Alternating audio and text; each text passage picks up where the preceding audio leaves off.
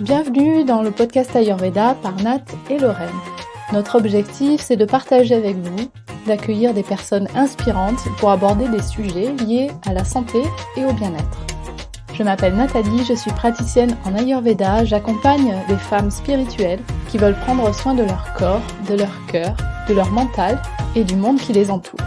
Et je suis Lorraine, praticienne en Ayurveda, spécialisée en périnatalité.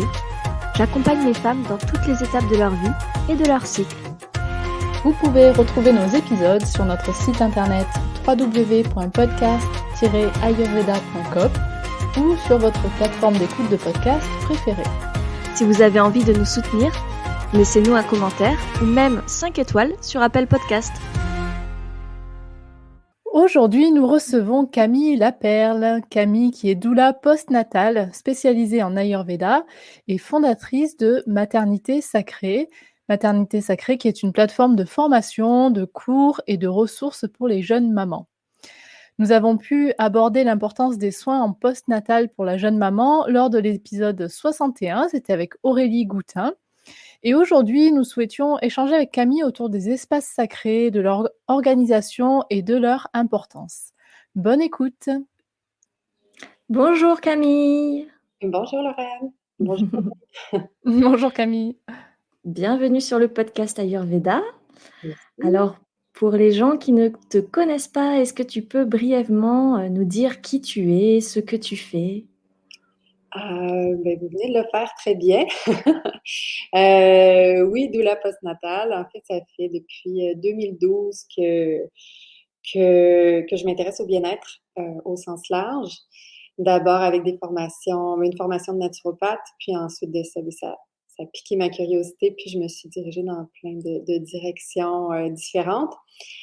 Puis au fil du temps, je me suis spécialisée en accompagnement de la femme, en accompagnement de la grossesse, du postpartum, des enfants, et avec une tangente ayurvédique autour de tout ça. Puis c'est vraiment la formation qui est mon gros dada depuis que j'ai 16 ans que j'enseigne. En théâtre d'abord, en jeu devant la caméra, en alimentation vivante dans une entreprise à Montréal pendant 4 ans et depuis les dernières années dans l'entreprise Maternité Sacrée que j'ai fondée en 2012. Un sacré parcours Camille. Un Oui, sacré beau parcours. je peux vous en parler longtemps, oui. Alors, parmi tes nombreuses casquettes, donc, tu es donc facilitatrice d'espaces sacrés et avant de rentrer donc, d'approfondir sur cette notion, on va peut-être d'abord définir qu'est-ce que c'est un espace sacré? Très bonne question. Je me définis depuis toujours comme une ritualiste parce que j'aime mettre du rituel dans mon quotidien, dans mes journées. Depuis que je suis toute petite, je me sers d'items sacrés, magiques, divinatoires, on peut les appeler de plein de façons différentes. Quand je parle de ça, je fais référence au jeu de tarot, je fais référence aux pendules, je fais référence aux herbes, aux cristaux, à plein de choses qui m'entouraient déjà quand j'étais enfant. Puis, ça fait partie de mon quotidien depuis tout le temps de ritualiser mon cycle menstruel, d'agir en fonction des phases de la lune, de booker mon agenda en fonction des phases de la lune. Et pour moi, un espace sacré, c'est vraiment de prendre le temps et d'honorer ce qui est dans l'instant présent, tant au niveau des énergies environnantes qu'à l'intérieur de soi, qu'est-ce qui se passe, de reconnaître ça. Puis voilà, des espaces sacrés, c'est qu'en fait, la définition peut être différente d'une personne à l'autre, mais pour moi, c'est vraiment de prendre le temps d'honorer ce qui est. Je propose une formation pour devenir facilitatrice d'espace sacré avec Maternité Sacrée. Puis quand on parle d'espace sacré, ben c'est ça, c'est une boîte à outils. Et là-dedans, chacune va venir piocher ce qui lui parle, ce qui résonne avec elle pour inviter le sacré dans sa vie. Parce que le sacré est dans toute chose, le sacré est partout, autour et à l'intérieur de nous. Fait que c'est vraiment juste d'ouvrir son œil à ça, à ce qui est là. Et quand on organise des espaces du genre, on se sert de ce qui résonne, mais surtout, on pose des intentions. Pour moi, c'est l'intention qui est la plus forte. c'est celle-là qui va venir rendre vivant l'espace sacré.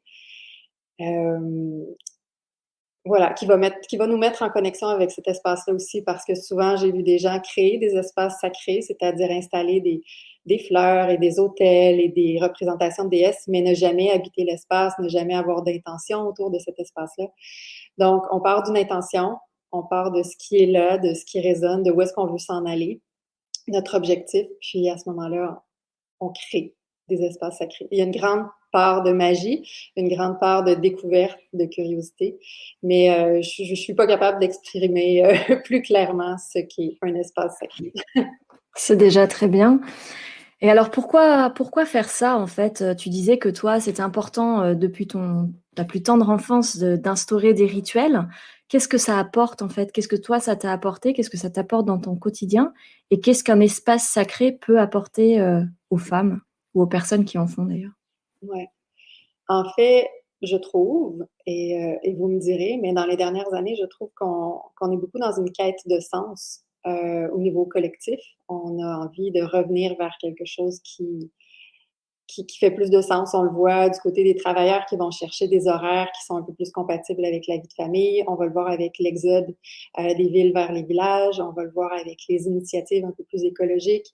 L'écologie de la femme aussi qui a largué un peu les tampons, les serviettes hygiéniques remplies de produits chimiques pour se diriger vers une écologie féminine. Donc, on le voit dans la collectivité vraiment beaucoup, cette quête de sens, cette recherche de revenir vers soi, de revenir vers une spiritualité aussi.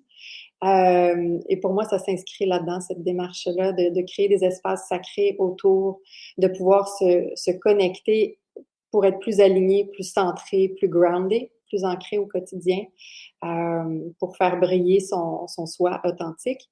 Et ça passe beaucoup par cet espace-là qu'on va créer autour de soi. Ça peut se faire de plein de façons différentes. J'en ai parlé un peu au début, mais ça peut aussi s'inscrire dans une démarche personnelle de thérapie. Ça peut se faire en éloignant des gens qui sont toxiques dans notre environnement. Ça peut se faire en honorant notre corps physique par l'alimentation qu'on va consommer. Plein de belles façons de créer un espace sacré pour et à l'intérieur. Mais oui, je pense que le besoin est vraiment là. Puis, je l'ai vu beaucoup quand je faisais de l'accompagnement en postpartum. Il y a quelques années, je faisais beaucoup de visites à domicile en postnatal. J'allais prendre soin des mamans, j'allais les masser, j'allais les écouter, les conseiller. Puis souvent, il y avait ça, il y avait un shift, un changement intense au niveau des paradigmes dans leur vie parce que ben, c'est un rite de passage, l'accouchement, la naissance, on se transforme littéralement. Puis là, OK, tout se remet en perspective parce qu'on n'est plus la même personne qu'on était avant la naissance, puis comment faire du sens maintenant. Et mes prestations de service s'inscrivaient beaucoup dans cette essence-là de ramener la femme dans son corps, de faire du ménage dans ses pensées, de l'inviter à se déposer, à prendre du temps en nature, de prendre du temps d'honorer son corps. Ce passage-là, de prendre le temps d'écrire son récit de naissance, tout ça pour moi s'inscrit dans la création d'un espace sacré autour de l'enfantement, parce que c'est ce que j'ai connu beaucoup. J'ai travaillé pendant quelques années là-dedans, puis là maintenant je fais une transmission de tout ça, mais ça peut se passer à toutes les phases, à toutes les étapes de la vie. Mmh. Et justement, créer des espaces sacrés, tu viens de le dire, lors du postpartum, après l'accouchement, et cetera, mais c'est bien aussi peut-être lors des premières lunes, les rituels de lune. Il y a plein de passages, comme ça dans la vie d'une femme dans laquelle on peut créer des espaces sacrés. Il y en a des tonnes. Oui, en fait, il pourrait y en avoir à tous les jours, si on prenait vraiment le temps de prendre le temps de vivre. Mais oui, il y a des moments particulièrement forts, quand le petit enfant entre à la garderie, entre à l'école, chaque anniversaire aussi, je le vois parce que je le fais beaucoup avec mes enfants, mais chaque anniversaire, c'est l'occasion de leur rappeler leur histoire de naissance, d'où elles viennent. Fait on raconte toujours cette histoire-là chaque année, et puis c'est une histoire qu'elles aiment m'entendre raconter. C'est un passage qui est important dans la vie d'un enfant, de grandir. Ensuite de ça, oui, il y a les premières lunes, c'est certain. Je ne sais pas pour vous, mais moi, ça n'a pas été célébré ni honoré, et pour plusieurs, c'est malheureusement le cas. Je pense que c'est très peu connu en fait ça, puis ça se fait c'est encore très tabou, ça l'était encore, ces dernières années. Ça commence à être un peu plus on en parle, on essaye d'accompagner un peu mieux les jeunes femmes, sur ça et d'être un peu moins tabou, comme sujet, mais de là à les célébrer, on n'y est pas encore, je Ouais, crois. on en est très, très loin, hein. Oui, Du coup, malheureusement. toi, tu proposes vraiment un espace autour de ça ou c'est avec plusieurs personnes, j'imagine, les personnes proches de la jeune femme et Oui, tout à fait. En fait, l'idée, c'est vraiment euh, qu'elles se sentent honorées dans ce passage-là, qu'elles se sentent vues et reconnues, parce que souvent, c'est quelque chose qui va être un peu tabou, caché, on n'en parlera pas, on n'osera pas en parler avec nos amis, même avec notre famille, puis ça va se vivre très, très en cachette, parce que c'est ça, vous venez de le dire, mais c'est quelque chose d'encore très tabou. Euh, donc, ça va être d'honorer cette jeune femme-là. Il y a plein de façons de le faire, mais je pense à l'accueillir le matin de sa célébration avec un ensemble, un outfit, je ne sais pas comment dire, des vêtements particuliers pour marquer cette journée-là, avec peut-être un bouquet de fleurs, avec un déjeuner au lit, avec différentes façons de dire, OK, tu deviens femme et ça apporte son lot d'insécurité, ça apporte son lot de changements, mais c'est aussi une belle vision de dire maintenant tu es femme fertile et puis tu vas pouvoir faire ce que tu veux de ta vie fertile, mais les possibilités sont là, puis on l'accueille et on l'honore. Puis oui, la cérémonie comme telle peut se faire avec différentes personnes, toujours dans le respect de cette jeune femme-là, de ce qu'elle a envie. Parce que pour certaines, même si la famille est très, très accueillante, il y a certaines qui vont avoir un malaise avec tout ça. Puis je pense qu'il faut respecter ce besoin-là, que ça soit progressif. Mais oui, définitivement, la ménage, les premières lunes, c'est vraiment un beau passage. Et c'est dommage de passer au-delà, puis mais c'est pas grave, c'est pas dramatique pour celles qui écoutent. Mais quand on a manqué ce passage-là, on se dit ah, tu sais, j'aurais tellement aimé être reçue comme ça, puis j'aurais tellement aimé pouvoir l'offrir à mes filles. Pour vous dire, moi, ça fait 2 ans déjà que je prépare ça et mes enfants ont 5 et 8. waouh, la cérémonie va être Je suis prête. folle. C'est Il y pas aura facile. 500 000 personnes, 10 outfits différents. Il y a un DJ, il y a des. Ouais. Donc oui, il y a la ménage qui est super importante. On peut faire des cérémonies pendant la grossesse pour inviter l'âme de l'enfant à s'incarner, pour célébrer la grossesse. On peut en faire après, en postpartum. On peut en faire pour célébrer l'arrivée de l'enfant, un peu comme un baptême, mais laïque. On peut en faire autour de la mort, de la séparation. Tu sais, on a tendance à voir ça comme des événements super tristes. Et oui, ce l'est d'une certaine mesure, mais c'est aussi un passage. Euh, donc voilà, il y a des cérémonies super belles de séparation entre deux êtres qui décident consciemment que la relation arrive à un terme, puis qu'on est amené à prendre des chemins différents. Et on fait la coupure, puis cette coupure-là va se faire aussi de niveau énergétique, et ça va être beaucoup plus facile pour les deux parties de continuer leur route, je trouve. On peut en faire pour la ménopause, la préménopause, la ménopause. Donc, vraiment, il y a plein d'occasions. Puis là, je parle surtout pour les femmes parce que c'est ce que je connais, mais il y en a aussi qui existent pour les hommes, des rites de passage. Et, euh, et je pense que c'est essentiel qu'on les ramène au bout du jour.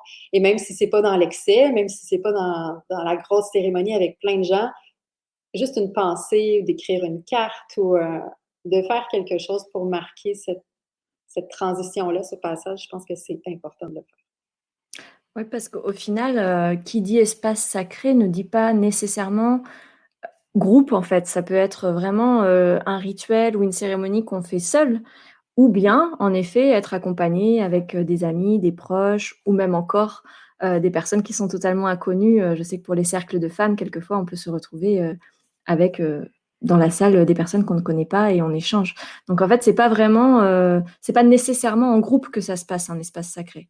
Non, ça peut vraiment être fait en solo. Puis je dirais que pour être assez solitaire moi-même, mes plus beaux rituels, je les ai faits seuls. Dans mon chez-moi, dans mon cocon, en honorant vraiment le besoin qui était là à ce moment-là. Souvent, ça va passer par l'écriture, Parfois, c'est de la danse aussi, de la danse vraiment libre où je me permets. Pour moi, c'est ma forme de méditation, la danse. Je suis pas capable de m'asseoir et de méditer en Bouddha. C'est impossible. J'ai beaucoup trop de vata à l'intérieur de moi. Mais quand je suis dans le mouvement, vraiment, ça me permet d'activer de beaux mécanismes de guérison à l'intérieur. Donc, oui, j'ai vraiment vécu de super belles prises de conscience et guérison quand j'étais en solo à travers les médiums qui m'appellent à ce moment-là. Mmh. Et si on a du mal, peut-être à se dire qu'on va faire un espace sacré tout seul, je pense, tu sais, aux personnes qui sont en train de nous écouter et qui disent: «Ouh là là, je découvre juste, la notion d'espace sacré. Moi, j'ai jamais fait ça. Comment on fait? Qu'est-ce qu'il faut faire?» et cetera. Je crois que la première chose à prendre en compte, c'est son intuition, de dire comment j'ai envie de sacraliser ce moment-là, comment j'ai envie de rendre ce moment sacré, en fait. Mais si on sait pas trop comment faire, on peut aussi faire appel à quelqu'un, mais dans ce cas-là, on fait appel à qui? Bon, à toi, mais par exemple, mais quel est le genre de personne qui peut nous aider à tenir un espace sacré? Oui, il y a de plus en plus de facilitatrices qui vont en fait, ça dépend parce qu'elles font pas toutes la même chose. Il y en a qui vont vraiment se spécialiser, par exemple, autour de la maternité. Il y en a d'autres qui vont plutôt tenir des tentes rouges, des cercles de parole. En fait, ce sont des espaces de partage ultra sécuritaires où on est appelé à parler sans qu'il y ait de réponse de l'autre côté. Donc, on est vraiment libre dans notre parole. Il n'y a pas de jugement, il n'y a pas de retour, pas de conseils non sollicités. C'est vraiment des beaux cercles de parole. De plus en plus de ces espaces-là voient le jour. Ça, c'est génial. Donc, si on a envie de se libérer, on peut se diriger vers des femmes qui organisent, ou des hommes qui organisent ce genre d'événements.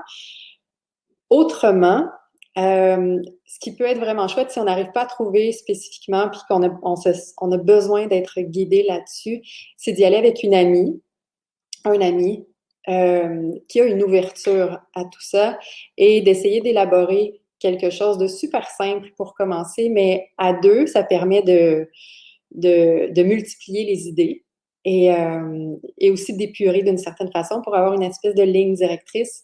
Et oui, on va partir de notre intuition, on va partir de notre d'une intention. Je cherchais le mot. On va se donner une intention pour ce rituel-là. Qu'est-ce qu'on veut? C'est quoi notre besoin? C'est quoi notre émotion qui se manifeste là et comment on veut la canaliser? Comment on veut la guérir? Peu importe.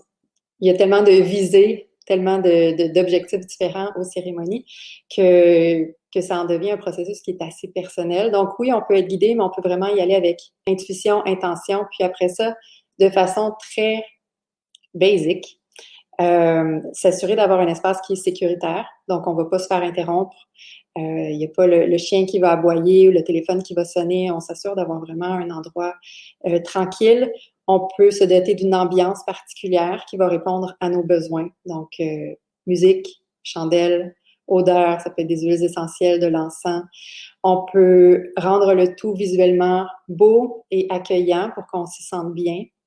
On peut avoir des items réconfort, une tisane, une doudou, quelque chose pour vraiment pouvoir se poser et choisir peut-être un médium avec lequel travailler. Ça peut être la lecture de cartes, ça peut être des pierres, juste les tenir, être au contact. Ça peut être de s'installer en posture de méditation, ça peut être de danser, ça peut être d'écrire. Plein, plein d'avenues possibles, mais jamais trop complexes parce que sinon, on s'y perd. Puis l'intention, souvent, on passe par-dessus l'intention première. Il y a plein d'outils possibles pour personnaliser son espace sacré au final et en faire vraiment son espace pour pouvoir y déverser ce qu'on a à y déverser. D'où ça vient cette pratique en fait d'espace sacré? Parce que c'est vrai que dans certaines traditions, il y a toujours eu en fait des rituels. Par exemple, en Ayurveda, on sait que les rituels, c'est hyper important. On sait que dans la culture amérindienne, il y avait déjà des cercles de femmes. D'ailleurs, je crois que ça vient plutôt de cette culture-là. Est-ce que selon toi, les espaces sacrés, c'est quelque chose qui existait avant et qui a disparu et qui revient aujourd'hui? Ça vient d'où exactement? C'est quoi l'histoire? Oui, je ne sais pas si j'ai une réponse exacte à donner à ça, mais comme tu dis, pour moi, les rituels, les cérémonies, c'est quelque chose d'universel qui a toujours été là et qui va toujours être là. Et oui, avec l'industrialisation, avec l'individualisation. On s'est sorti beaucoup d'une société où les familles se rassemblaient, habitaient sur la même rue, dans le même bâtiment, s'entraidaient. Et il y a eu de l'exode beaucoup, les gens se sont déplacés, puis toutes ces traditions-là se sont un peu perdues. Et chaque région a ses traditions qui lui sont propres, ses rituels aussi. Donc, c'est intéressant de porter son regard sur qu'est-ce qui a déjà été là où l'on habite, là d'où l'on vient. Mais je pense vraiment que c'est quelque chose qui est inhérent à l'être humain, le besoin de se rassembler, le besoin de se parler, le besoin d'entendre des histoires et le besoin de raconter sa propre histoire. Ça nous permet d'être vus, entendus et d'avoir un sentiment d'appartenance aussi. Donc voilà, je pense que c'est là depuis longtemps, puis je pense que c'est là pour rester. On a eu une passe où on s'est un peu perdu. J'ai l'impression qu'on est en train de se retrouver. Exactement. Qu'est-ce qu'il faut comme compétence ou comme savoir-être pour être une bonne facilitatrice d'espaces sacrés? Ah, c'est chouette comme question, ça. Plein, parce que quand on tient un espace, moi j'utilise souvent le terme en anglais holding space. Ça se traduit un peu mal en français, mais c'est tenir l'espace pour les autres. Et quand on est dans cette posture-là, ça demande plein de qualités qu'on ne peut pas apprendre nécessairement. Il faut qu'intrinsèquement, ça soit à l'intérieur de nous. L'écoute, l'empathie, le respect, le non-jugement, pour moi, ça, c'est vraiment la base. Ensuite de ça, il faut être capable d'animer pour pouvoir rendre ces espaces-là vivants, pour encourager la participation. Il faut être organisé parce que si on se lance là-dedans, il faut voir à multiples détails. Souvent, c'est une personne qui va faire l'animation, peut-être deux, puis il faut être la gardienne du temps, il faut être la gardienne de l'espace, il faut veiller au matériel, au déroulement de la séance, aux activités, à distribuer la parole. Donc, ça nous fait beaucoup à gérer dans chaque animation. Ça s'apprend au fil et en aiguille qu'on va animer des cérémonies, des rituels. Mais je dirais qu'à la base, c'est beaucoup une posture d'écoute, de bienveillance. Ouais. Et je pourrais en rajouter plein, mais je pense que je vais m'arrêter là. C'est déjà pas mal, c'est des belles qualités. C'est vrai que c'est hyper important de se sentir, comme tu as dit, sécurisé dans un espace comme ça. Et moi, j'ai une question que je me pose aussi. Toi, qu'est-ce que ça t'apporte d'être dans cette posture de facilitatrice? Qu'est-ce que toi, tu as envie de véhiculer à travers ça? Oui. Moi, ça me nourrit beaucoup, beaucoup, beaucoup. Parce que j'aime partager et j'aime inspirer. Je pense que, ouais, c'est... on en parlait récemment en équipe dans l'entreprise, puis je disais, dans le fond, moi, je suis... comment on les appelle? Je suis une influenceuse, mais sans vouloir en être une. Mais ce que j'aime le plus faire, c'est inspirer les gens à modifier leurs habitudes de vie, puis jamais dans la complexité, plus en rapport avec mon histoire personnelle qui va venir résonner chez les autres, pardon. Puis ça va les inviter à faire des changements. Et voilà, de ma fonction d'influenceuse, j'aime beaucoup inspirer les gens. Puis quand je crée des espaces comme ça, c'est que je les inspire à autre chose. Et j'amène une touche de magie aussi. J'aime voir les yeux briller. J'aime quand il y a des épanchements émotionnels, puis que les gens sont comme oh, je savais pas que j'avais ça à l'intérieur de moi. Il y a quelque chose qui vient de s'ouvrir. Tu m'as donné l'opportunité de. Donc, c'est de. Oui, je reçois beaucoup quand j'offre ces espaces-là, mais j'ai vraiment l'impression de donner beaucoup aux autres aussi en leur offrant un espace qui n'existe pas dans la société. Quand on a des discussions avec une autre personne, l'autre personne est toujours en posture de réponse. Qu'est-ce que je vais répondre à la personne? Et Oui, du jugement, souvent. Oui, il y a aussi beaucoup de jugement. Puis on ramène toujours à soi sans être vraiment dans une écoute entière. Donc, c'est vraiment une autre dynamique dans un contexte de cérémonie. Puis voilà, ça me nourrit vraiment beaucoup de pouvoir offrir ça aux autres. Mmh. Comment on peut faire si on a envie de participer à un espace sacré avec toi? Oh mon Dieu, ça c'est difficile. Faut réserver 3 ans à l'avance. Non, non, non. Mais en fait, c'est que j'en fais plus parce que j'ai plus le temps. Mais j'en fais au travers de nos formations. C'est ça, on propose une formation sur 6 mois pour devenir justement facilitatrice d'espace sacré. C'est en ligne parce que nos étudiantes sont vraiment de partout. On en a plein en Europe, on en a beaucoup au Québec, on en a à La Réunion, on en a vraiment dans différentes régions du monde. Puis la version virtuelle, ça nous permet de rassembler toutes ces belles personnes-là. Donc, on la donne une fois par année. Puis pendant la formation, je donne différents ateliers qui prennent toujours une saveur un peu plus rituelle. Donc, par exemple, je vais donner un atelier sur le cacao sacré. On va boire notre boisson ensemble, on va faire une méditation, on va parler. Je vais inviter les gens à s'exprimer sur leur expérience. On en fait un atelier sur l'œuf de Yoni. Le Yoni Egg, encore une fois, on va avoir un temps pour se connecter avec nos œufs, pour pouvoir méditer avec eux, les toucher, puis partager notre expérience. Donc, chaque fois, il y a un retour. Il y a aussi des cercles de parole qu'on organise 2 fois par mois tout au long de la formation. Donc, ça nous permet, malgré le virtuel, d'avoir ces espaces-là qui sont sacrés, qui sont vraiment importants.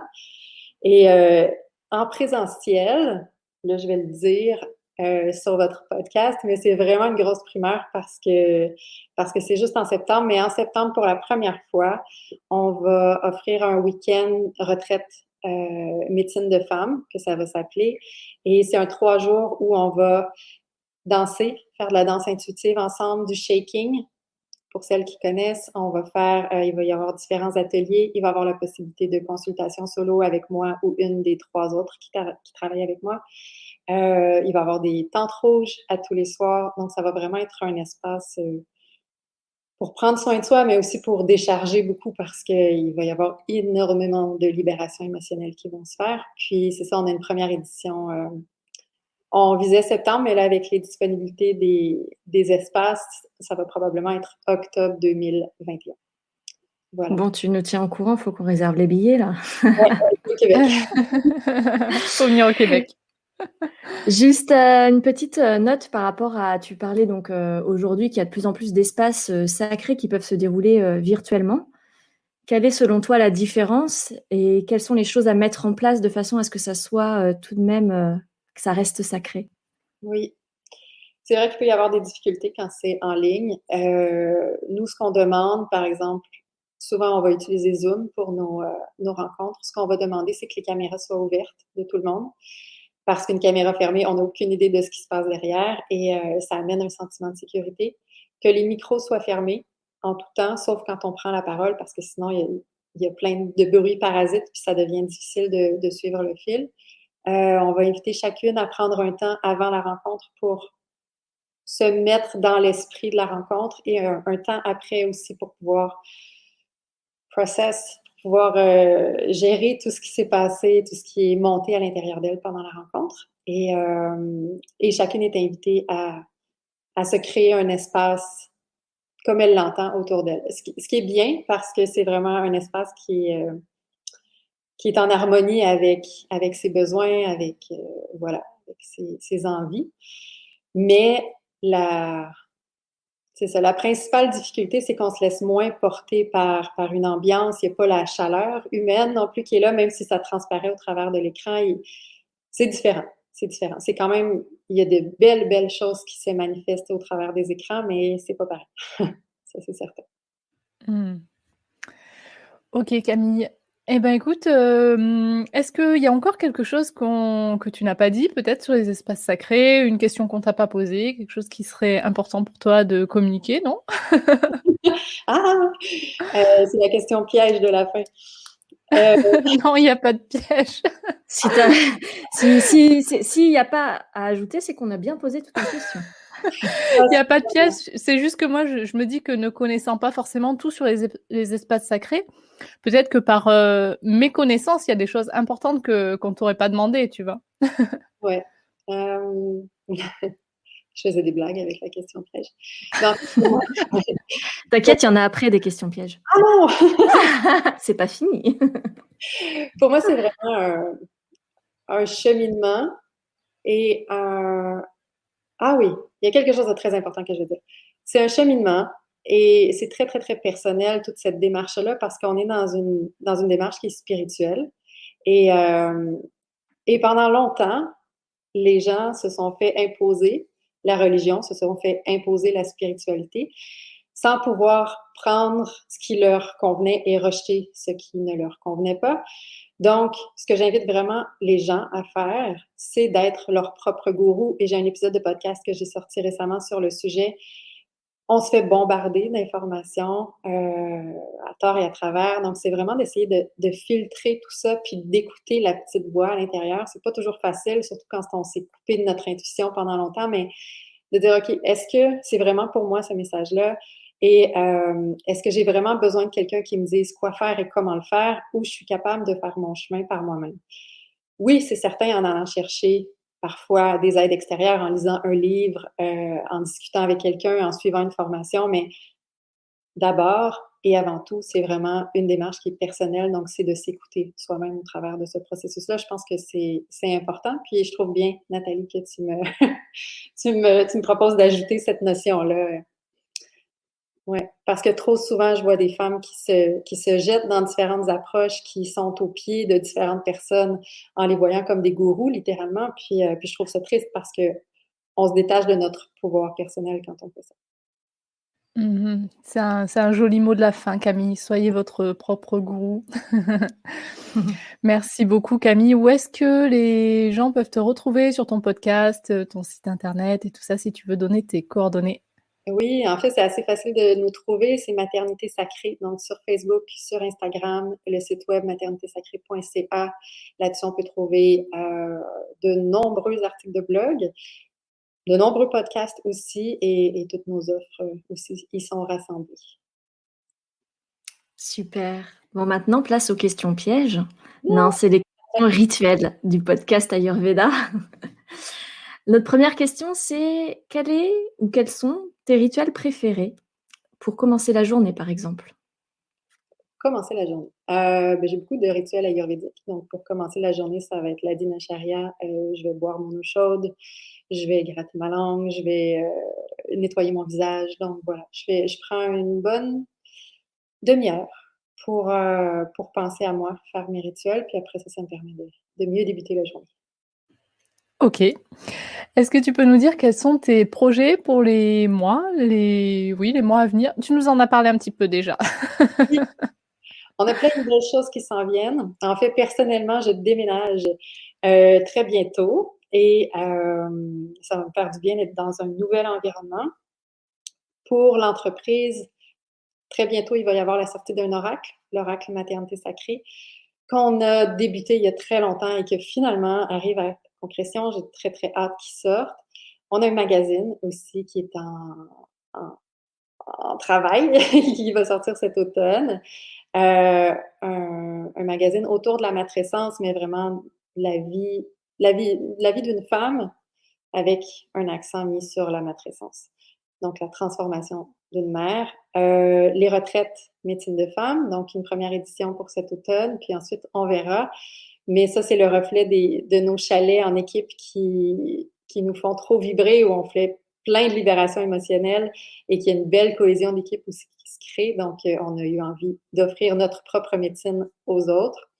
Et à partir de l'année prochaine, on a une formation longue sur 1 an, formation de 300 heures pour devenir accompagnante ayurvédique, qui, euh, qui est une formation pour devenir accompagnante à la naissance, autant en préconception qu'en grossesse qu'en postpartum, mais avec un accent mis sur l'ayurveda, qui est une médecine qui me suit depuis à peu près 10 ans, puis que j'avais à cœur de transmettre un jour. Donc voilà, c'est toutes mes passions dans un format qui va être offert en 2022. Waouh, que de beaux projets.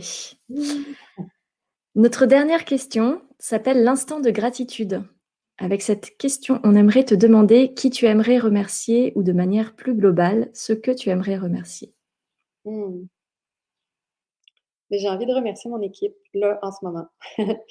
C'est ce qui me vient parce que je travaille avec 3 belles personnes, Alizée, Élodie et Déborah, qui sont tellement belles dans qui elles sont et qui me permettent tellement d'aller ailleurs dans qui je suis. Et en travaillant toutes les 4 ensemble à la mission de Maternité Sacrée, on est vraiment capable de faire quelque chose de beau et de grand. Donc voilà, sans elles, je serais probablement pas sur le podcast en ce moment parce que je serais trop débordée par la vie. Donc merci les filles d'être là avec moi. Ouais, c'est ma gratitude. Nous aussi, on les remercie du coup pour que tu sois là aujourd'hui avec nous. Et un grand merci à toi, Camille, d'avoir accepté notre invitation et d'avoir partagé tout ce que tu nous as partagé aujourd'hui sur les espaces sacrés. Merci beaucoup. Merci beaucoup, Camille. À tout bientôt. Merci. Merci pour votre écoute. Si comme nous, vous aimez cette idée de podcast sur l'Ayurveda, n'hésitez pas à nous encourager avec une note ou un commentaire sur votre plateforme d'écoute de podcast et bien sûr, en vous abonnant au podcast. Vous pouvez nous retrouver sur notre site internet www.podcast-ayurveda.com ou sur notre page Facebook Podcast Ayurveda par Nat et Lorraine. À très bientôt!